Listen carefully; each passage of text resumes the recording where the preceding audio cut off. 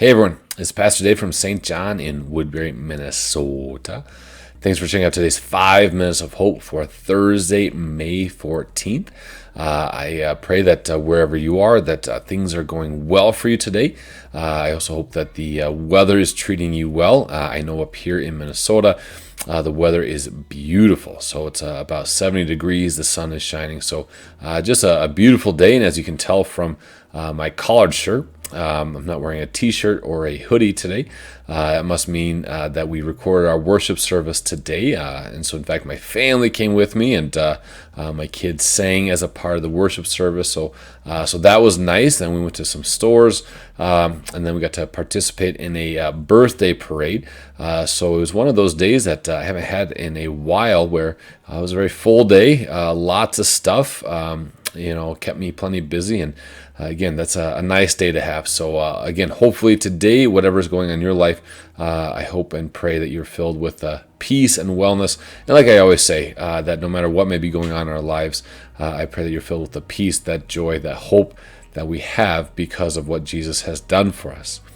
So today, a couple of things as always. So we have our joke of the day, deals with a pastor and his wife.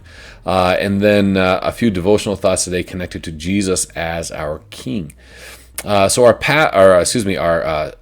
joke for today deals with a pastor who was getting ready for church one day. And so as he was getting ready, he was getting a shirt out of his closet. But as he was doing so, he noticed that there was a box in the back of his closet that he'd never noticed before.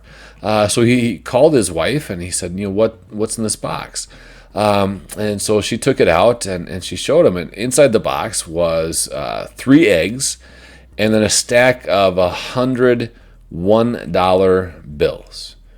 And the pastor's like, well, what is all this stuff? And the wife, was a little embarrassed. She says, well, I've been keeping a secret from you because I really didn't want to hurt your feelings. And so the pastor's getting a little worried. He said, well, what's this all about? She said, well, we've been married for a while, and early on, I decided that every time you preached a bad sermon, I would put an egg in the box. And the pastor thought, he said, well, I've been doing this for 30 years, and there's only 3 eggs. I think that's pretty good. But what's with all the money? And she responded, well, every time I got a dozen eggs, I sold them to the neighbor for $1. There you go. So hopefully my wife doesn't get any ideas about that, making money on bad sermons. So again, hopefully that brought a little chuckle to you, or at least a nice loud smile on this Thursday. So like I said, our devotional thoughts today are connected to Jesus as King.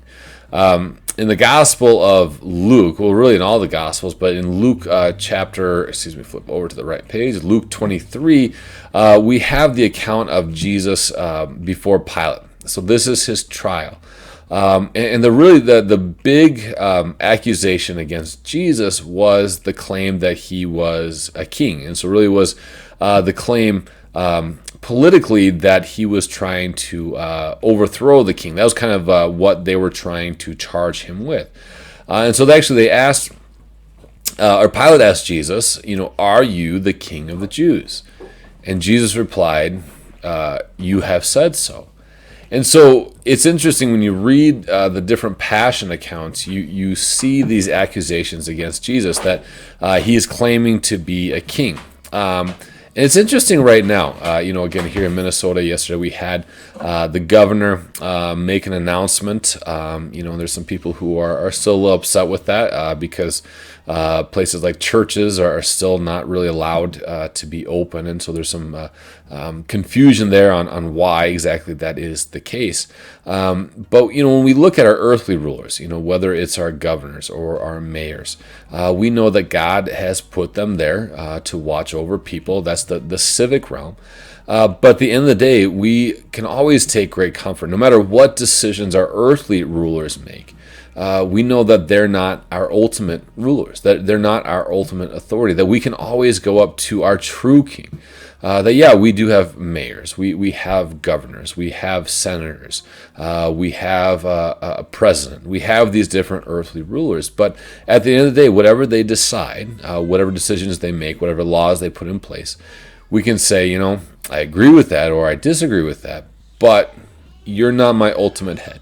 that at the end of the day, our ultimate goal is to be allegiant, to be faithful to our one true King, and his name is Jesus, and he is the perfect King. And he always makes perfect decisions. He always watches over us perfectly. He always guides us perfectly, and he always does so in a way that is always for our good. And so again, today, if you're living in Minnesota or maybe elsewhere where leadership has made some decisions, if you're a little frustrated with those, that's okay. You can be frustrated, but just remember that your true King is perfect, and he will always watch over you, and he will never make a bad decision, and he will guide you perfectly in your life.